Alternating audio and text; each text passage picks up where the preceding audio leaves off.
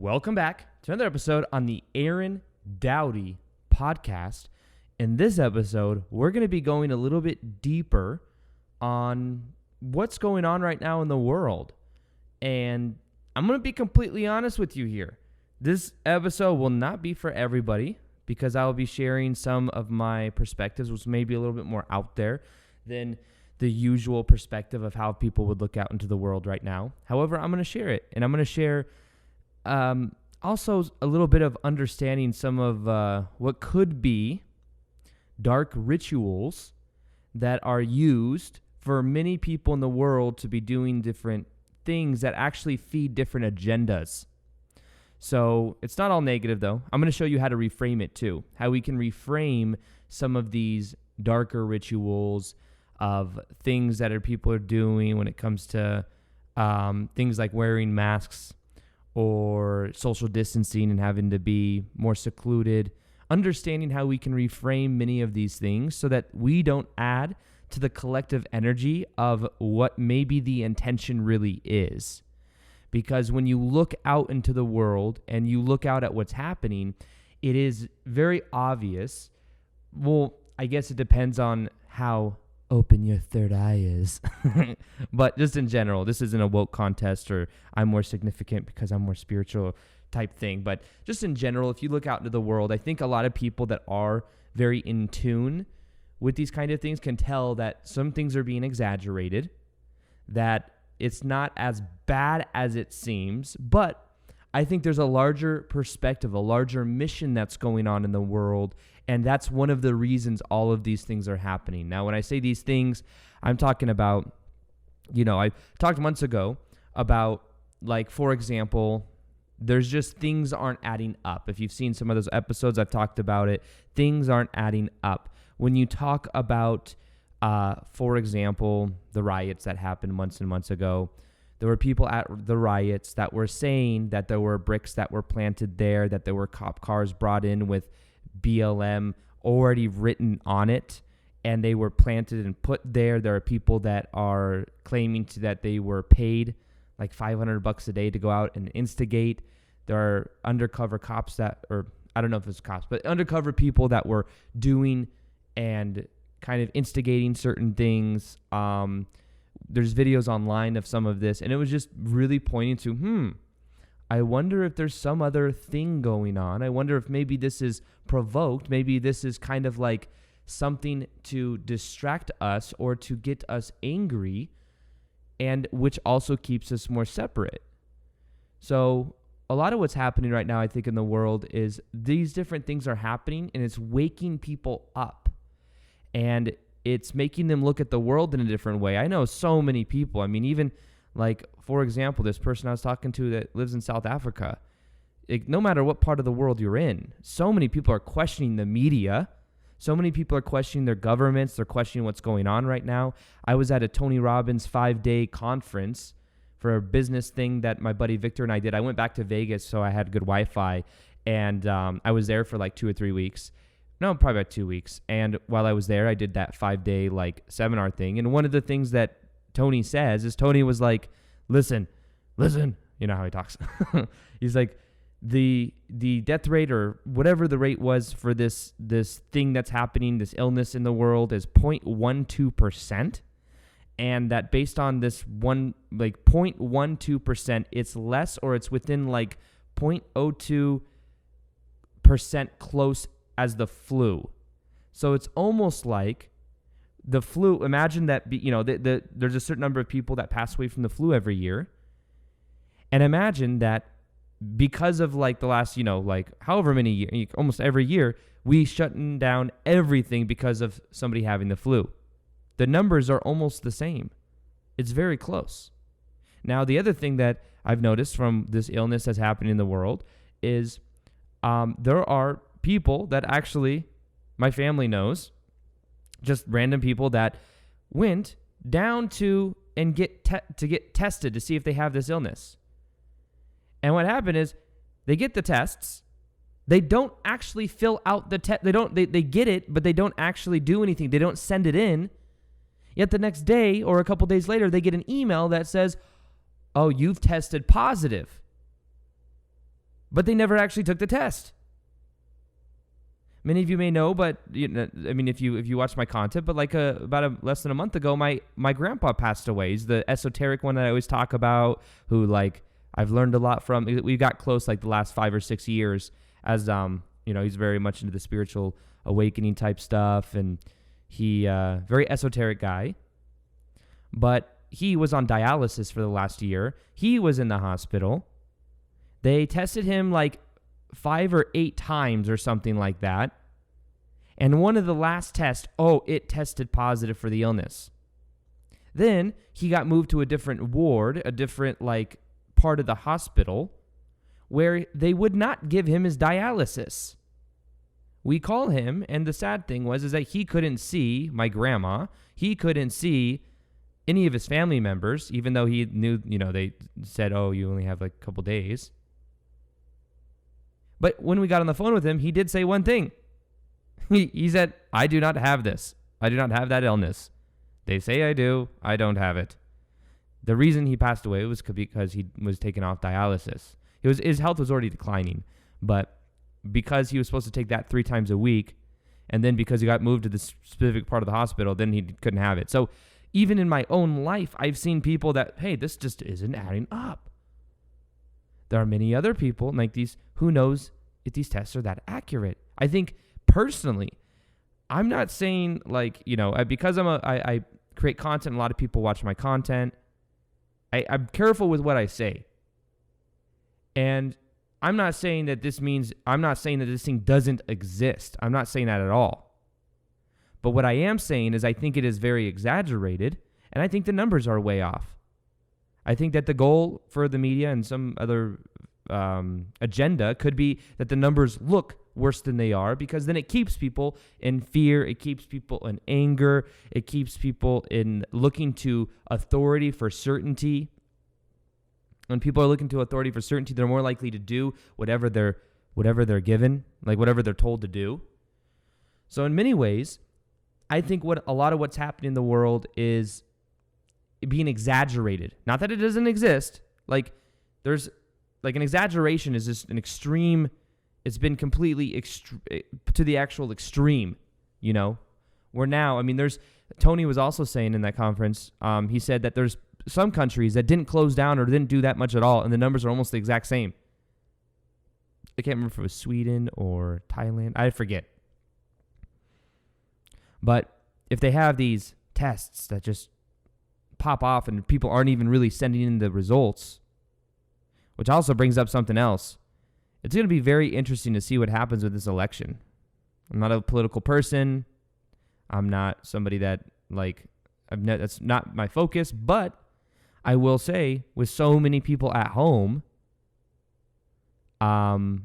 people sending in their votes, I think, who knows if they're going to try to send out and, have it vote for one person and have a whole bunch of, voter fraud.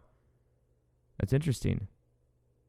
The astrology right now, too, not that I base everything off astrology at all, but the astrology, there's this one lady, she has short hair, I forget her, I don't know her name, but she's been making astrology videos on YouTube for a long time, and back in 2015, she said that the beginning of 2020 is going to be something huge, something that changes, changes a lot, and that video was posted in 2015, so you could see that. So it's obviously, and the other thing though that was said in that video, and many other people that are into astrology say, is that the end of 2020 also looks very intense, where something else crazy could happen.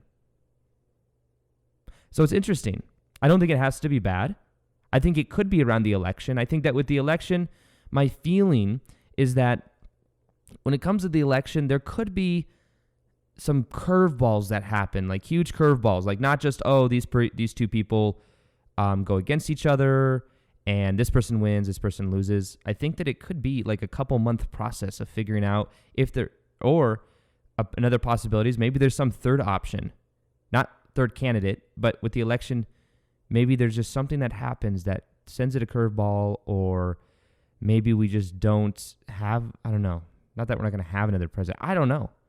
I just feel like there's something that may happen. Now, the thing important to understand, okay, let's look at the larger view of everything that's happening. That I think, my personal beliefs of what's happening.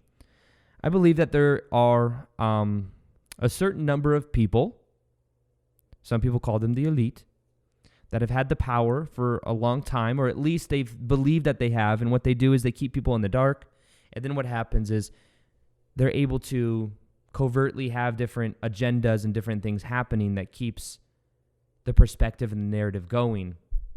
And that these people are they use very dark energy. They like power. They're extremely power hungry. And some people call this the deep state, the back government. There's different names, cabal. These are all just different names for it. But I believe that what has happened is, in a way, also in Hollywood, a lot of times the way that this is what I believe. I believe that we're all eternal spiritual beings having temporary human experiences. We came here during this time on the planet to wake up to more of who we are. For thousands of years, I believe that humanity has been in a somewhat deep sleep, kind of like a sleep in the Matrix in a way, not knowing who they really are, thinking that we are these physical little avatars, and then fighting with other avatars and saying, this is my property, this is not right, your religion is wrong, and there's been all this separation. And that there's a group of people that have known that we are eternal spiritual beings, but also believe themselves in a very narcissistic way to be much better than everybody else. So one thing they did is they said, hey, we have this information, we know this. And I think they may have certain type of other influences as well, because I believe that this is what, like I said, this episode's not for everybody. But I believe that we're all eternal spiritual beings, and that we also have connections to different star systems. We're multi-dimensional beings in nature.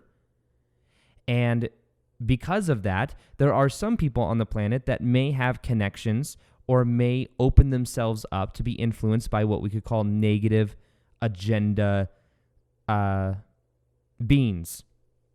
Could be fourth density, could be, different levels, but they've in a way been influenced in that way. And if you've ever heard me talk about the Dolores Cannon material, Dolores Cannon is known for developing something called QHHT, Quantum Healing Hypnosis Technique. She's got 19 books. She passed away 5 years ago maybe. And her books, her books are just transcripts of these people being put into a very deep level of hypnosis.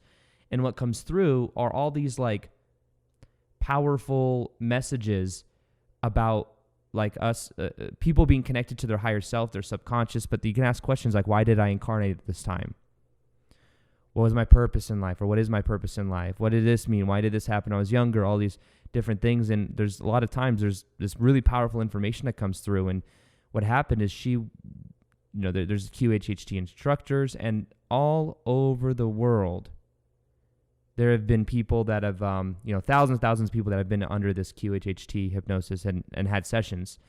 And there was a couple consistent things that people from all over the world would say, regardless of whether they knew about the other sessions and stuff. So I don't think it was primed. But people said that they came here to be a part of the great shift in consciousness. They came here to be a part of this time right now.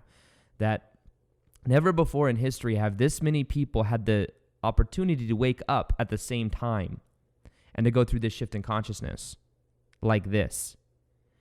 And in a way, another thing that was said was that there was a call that was put out back in, I think, the 1930s when they started experimenting, or 1920s, with hydrogen bombs. And basically what it says is that there was almost like Mother Earth put out a call that said, hey, I need souls to help me because humans are destroying me. Humans are going to destroy themselves on the timeline they're on. They've got these hydrogen bombs, and if they go off, it can like Hiroshima in a way. Imagine how devastating. It could literally destroy the whole planet. But what was said is, okay, Mother Gaia was kind of like, I need help. And basically there were so many souls that felt like a connection to Earth. Maybe they had lives on Earth a long time ago. Maybe they just have deep love for Earth. And there are many people that decided, okay, I'm going to come back to Earth, and I'm going to help people to wake up. Not just help people in like a significance way, but more so the way that this reality works is we do have free will in this reality. So what that means is, as a collective, we are deciding our fate. Now, the way that it works, it's kind of like in that the movie, I think some of the principles in Star Trek may actually be some actual universal laws, like the law of non-interference. So like, for example, as nice as it would be of us going through the shift in consciousness that we had like ETs come down that were high vibrational and loving and just give us technology and just help us through this process and fix everything for us, as much as that would be great, that's not what we came here for. And that's not according to like the free will clause that we have. So instead what we do, and here's the thing as well, there are a certain group of people on the planet that for thousands of years had retained power, kept people in lower states of consciousness with different covert missions and events, and kept the power and the money and the resources funneled to them. And there may also be influenced by other race of beings, like 4D density beings. I know I told you this video is going to be esoteric, by the way. So I'm warning, I did mention it. So because of that, though, what we decided to do was to incarnate into the system and then to wake up within the dream, within this reality. We come here, we forget who we are so that then we can go through the process of remembering who we are. And what happens is, as we remember who we are, we then are able to add value and help other people wake up too, even just by us being ourselves. You don't have to make videos. You don't have to share this ideas, but you just have to be yourself. And sometimes being yourself means that you're carrying this information with you. And that's kind of what I believe many of us and many people that are finding themselves listening 17 to 20 minutes into this episode, I think that includes you. You're somebody that if you if you listen to this much, then this must resonate with you at some level. And the thing I encourage you to do is to kind of go within and see if it resonates. Not in a significance way. The drawback sometimes of becoming tapping more into spirituality is that then we become like kind of egocentric. We're like, oh, I am the awakened one. I'm the chosen one, and I'm here to wake up other people. And that can sometimes come with a shadow, almost like a spiritual ego that comes in through the back door once the physical ego leaves. So that's something to be aware of as well. I went through that process, especially back in 2012. I let go of one ego, and then the spiritual ego came up, and then people didn't understand me. I felt like I was looking into all this stuff, and I felt kind of like a little bit more ostracized. And then my way of rationalizing it was like, they're just not awake. They just don't get it, But now, because there's these people that have had a certain level of influence for a long time, what's happening now on the planet, I believe, is they're losing their power. There are certain things that are they know that they're losing their power too. Another thing that I believe is happening is the vibration on the planet is raising to a very high level. It keeps going up, The sun, I believe, if you've studied the book, The Law of One, there's 5 books, but it talks a lot about the logos. The sun is almost like a transmutation device. Not device, but you know what I mean, like a transmutation energy that is transmuting our bodies, the planet itself. We're raising into a higher vibrational state of consciousness. We're literally, I believe, we have the potential to create more of something that would be called heaven on earth, as cheesy as it sounds. We don't need to fight with each other. We have technology that's been suppressed that would be free energy. These things all exist. But the thing is, it's been suppressed, and these people that have had the power for so long are losing their power. And I think it's people that, and they don't want to lose their power. So one thing they're doing is they're clinging on. They may be exaggerating certain things that are going on in the world right now. I think that some of these people are into very dark magic rituals as well. I think that some of them, many of them, like when you look at the Epstein stuff, you look at, there's so many, the child sex trafficking, it's very interesting. It has to do with with harvesting energy in a way so that they can feel powerful.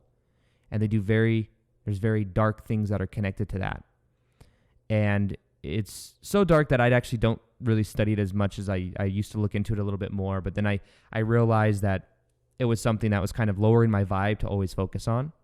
And I'm not encouraging all you to go down rabbit holes, but it is powerful to be aware of some of this stuff. But I'm just kind of showing an esoteric perspective. So in totality, though, I believe it's actually very positive what's happening in the world in some ways, because the vibration is increasing more and more, and it looks to be worse in the world. It looks like there's more craziness going on.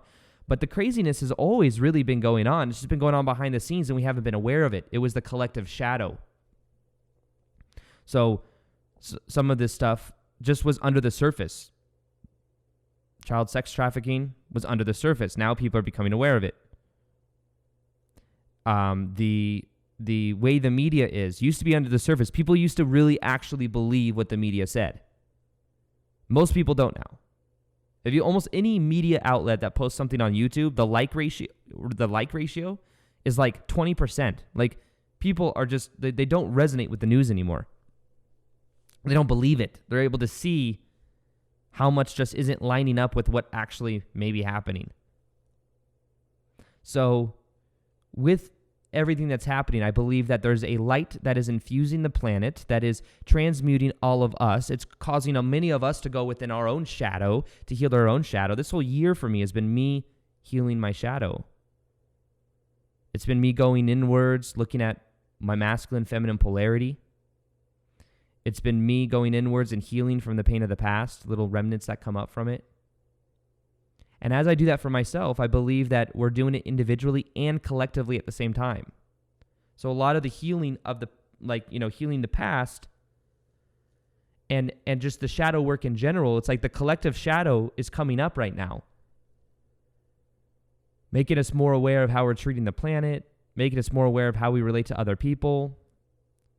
It's very powerful. But I think that this is all a part of the process, and it's just becoming in our awareness. Now, in the same time, there's like a power dynamic that I believe is in a way falling. The old power dynamic, the old elite group of people, I think they know that their time is limited. They know that they don't have much, like they're desperately trying to remain that control, and one way they could be doing that is through that whole problem, reaction solution. The idea is you insert a problem or you exaggerate something that's already there. Then you get people into fear. You get people into looking for certainty from authority. And then you see their reaction, you gauge their reaction, and then you give them the solution. And the solution could be, hey, what about this thing that you put in that will make the illness go away?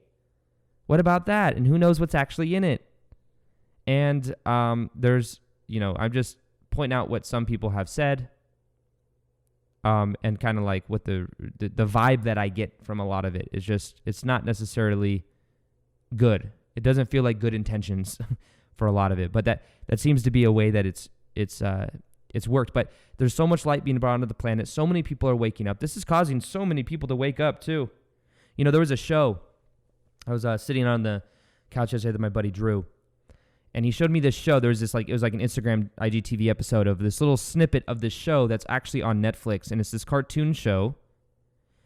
And kids would watch this show, and it's like all these people walking around in a busy city. And it's like they say it's so cheesy, but it's so obvious that it's priming kids to be open to getting microchipped. It's literally like these cartoon characters are walking around, and they're like, what is this thing that you're putting in me? And someone's like, oh my gosh, it's amazing. You'll get this thing put in you, and then you're not going to have to wait in line so long. You get this, you get that. It's like you get to watch TV from it. It's like your phone, and it's like this little chip that's inside the skin. And they're like, okay. And then they go do it, and then it's like, oh, these lines are much better. And then there was other levels of it too. And then it was funny though, because then as they're walking around, they all get this message. Like everyone, it shows like all these cartoon characters like walking around the city, and then all of a sudden they get a message to go like after Alpha 1 or something like that. Like go get the eagle, like the bad guy or the good guy or something like that. And it's like they were all programmed or brainwashed, and that chip had something to do with that. This isn't a kid's like cartoon. And many times the way it works, and if you look at how Hollywood has been in a way infiltrated for such a long time, I've seen a lot that points to this.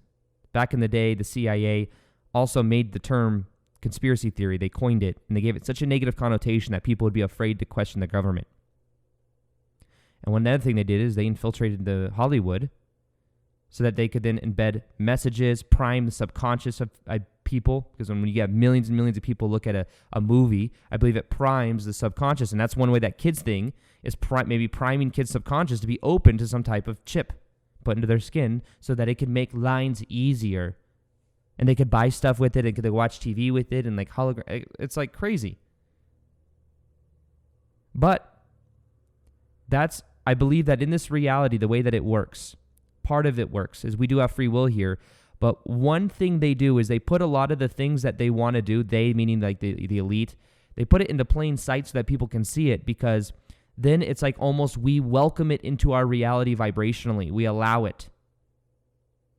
Could be why they say, I don't know this for sure, but you know how like Simpsons has like apparently predicted many, many, many things that have happened. And Simpson says, we have like thousands of episodes. So of course some of them are going to be right, but some of them are pretty bizarre.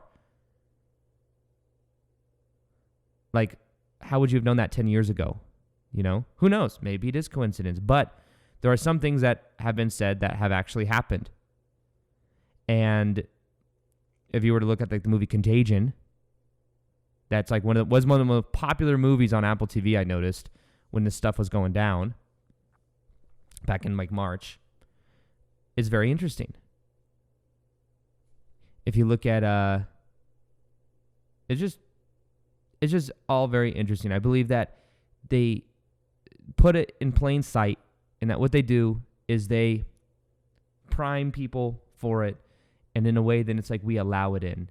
So if you're able to pay attention to some of the symbolism, you're able to pay attention to some of the stuff that happens, you can kind of see it a little bit more so. So in general, though, I believe that it's actually a very positive time that we live in, and that right now a lot of light workers, a lot of people listening to this right now are people that are embodying their light more and more, doing the shadow work themselves more and more, and that you're helping other people to wake up just by you being you, as cheesy as it sounds. But I believe that the future that we have is going to have more and more of this purging. In a way, what's happening is the planet is raising in vibration, which is causing a purge of things to come out. Things that have already existed, like, when you talk about child sex trafficking, when you talk about the stuff the cabal may be doing and stuff like that, like, it already exists. It's just that now it's in our awareness, and it looks worse. But what I think is going to happen is we're going to wake up more and more, and we're going to take our power back, and we're already doing it, and we're going to come together as the people and realize what we really want. It may look, the thing Bashar always says is that it's like almost like looking through a glass mirror, like a glass wall. Yes, you can look over there and see the craziness, but you don't have to be of it. You can just be aware of it. You can retain in your own energy. And what we could begin to do is to take our power back and realize that there may be a little bit more going on. And I believe that we're doing that. So focus more on your own vibration, raising it. Focus more on, I'd say I've been eating a lot of healthier food recently too, which has been really cool. And raise your vibration. Another way you could raise your vibration is I have a challenge with 50 testimonials that you can check out. If you go to raiseyourvibrationchallenge.com or at www.aarondoughty.com/challenge, CHALLENGE, 21 days to raise your vibration to a new higher vibrational you. It's not just videos that show you what to do. It's videos every single day with worksheets, and there's almost homework and accountability in a Facebook group that helps hold you accountable. And it's a process. It's a systemized process that gets you a certain result to raise your vibration. So that, you can go to aarondoughty.com/challenge. Check that out if you haven't already. And it's a way to raise your vibration too, to do the inner work that changes also the planet as well. And there's some really cool meditations in there as well. Now, I wanted to share the 3 ways to reframe some of the stuff that is happening right now. So first off, when it comes to that, the dark magic, in a way, some people say this is dark magic. I don't know. All I know is that people now are becoming more afraid of other people. Even though this thing apparently is very, very close in percentage to that of the flu. Imagine if a couple people had the flu in the world and then everyone else was like, oh, don't touch me. Oh, where's your mask? Oh my God. You know what I mean? And I'm not saying any of you to not wear a mask. You do what you want. I'm just explaining to you how we can reframe some of the energy of it. So, for example, when you talk about wearing a mask, every time you put on a mask, you think that you're afraid of other people. You're priming yourself to be afraid of some type of, fear lowers the immune system and increases the probability of getting sick. So every time you put on a mask, that's a ritual of every single day merging with a certain type of energy that can then prime you in a negative way. I think that many times when people put on a mask, they may be thinking as they put on the mask, I'm afraid of other people. I got to protect myself, or I got to protect other people because there's this illness that it's just very dangerous.